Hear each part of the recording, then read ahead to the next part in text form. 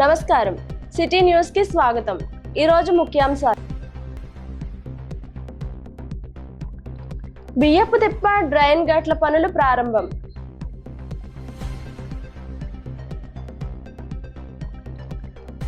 టీచర్లకు shock.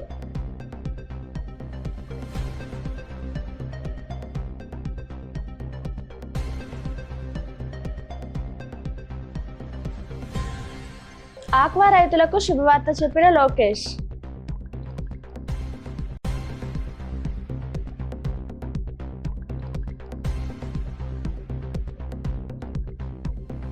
Police అమరవీరులకు శ్రీనివాస్ వర్మ నివాళులు. ఇప్పుడు కాసేపు ప్రకటనలు. శ్రీ శంకర ఈఎన్టీ హాస్పిటల్ ప్రారంభించి ప్రథమ సంవత్సరం పూర్తయిన సందర్భంగా వార్షికోత్సవ శుభాకాంక్షలు. డాక్టర్ యాళ్ల ప్రియా రమేష్ గారు, MBBS MS ENT, chairman and consultant ENT surgeon, head and neck surgery, 6,000 plus successful surgeries, 18,000 plus successful treatments, 100% success rate, advanced endoscopic ear and micro ear surgeries, advanced endoscopic nose and sinus surgeries, paediatric ENT surgeries, adenoids and tonsillitis, critical care microscopic head and neck surgeries, 24/7 ENT emergency and critical care. Sri Shankara ENT Hospital, అత్యాధునిక చెవి ముక్కు గొంతు hospital, union bank ఎదురుగా bank street, Palakollu. Cell number 9542374424.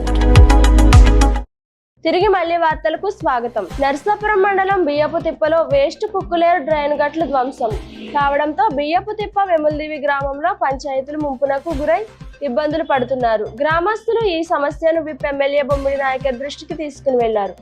TET మినహాయింపునకు NCTE తిరస్కరణ.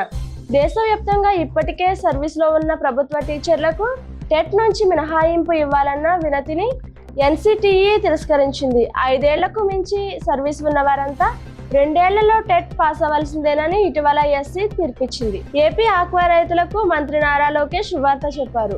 ఇప్పటి వరకు తెల్లమచ్చ virus కారణంగా పొట్టు తీయని రొయ్యలు ఎగుమతిపై ఆస్ట్రేలియా పరిమితులు విధించగా తాజాగా వాటిని ఎత్తివేసి ఎగుమతులకు అనుమతించిందని మంత్రి చెప్పారు. దీనికోసం కృషి చేసిన ఇండియా, ఆస్ట్రేలియా ప్రభుత్వాలు కృతజ్ఞతలు తెలిపారు. భీమవరం మార్కెట్ యార్డ్లో మంగళవారం పోలీసు అమరవీరుల స్మరణలో దినోత్సవాన్ని ఘనంగా నిర్వహించారు. ఈ కార్యక్రమంలో కేంద్ర సహాయ మంత్రి భూపతిరాజు శ్రీనివాస్ వర్మ, ఎంపీ పాకా సత్యనారాయణ, ఎమ్మెల్యే పులపర్తి రామాంజనేయులు, జిల్లా ఎస్పీ అద్నాన్ నయీం, అస్మి పాల్గొని అమరవీరుల స్తూపానికి నివాళులర్పించారు. ఈ వార్తలు ఇంతటితో సమాప్తం. మరో కొన్ని వార్తలతో కలుసుకుందాం. నమస్కారం.